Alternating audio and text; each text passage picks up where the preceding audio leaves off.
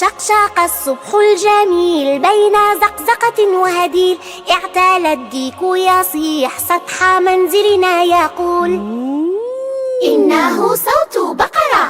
أيها الديك الفصيح صاحب الصوت المليح، إنه صوت بقرة ما كاد الديكة تصيح.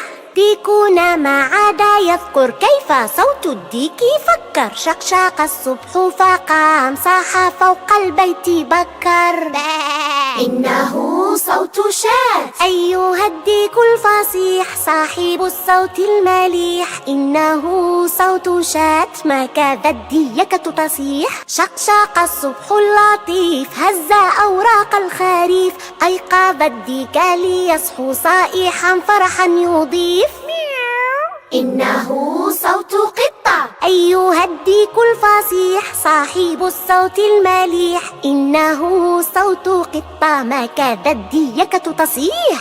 ما أرق الصبح غنى فبدا الحقل كجنة، ديكنا والفجر أقبل صاح والصوت سمعنا: بق بق بق بق بق بق بق.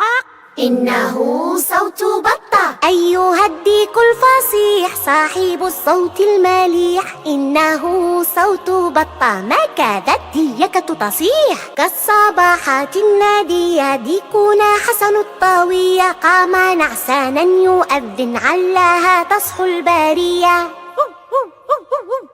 إنه صوت كلب. أيها الديك الفصيح صاحب الصوت المليح، إنه صوت كلب ما كاد الديكة تصيح.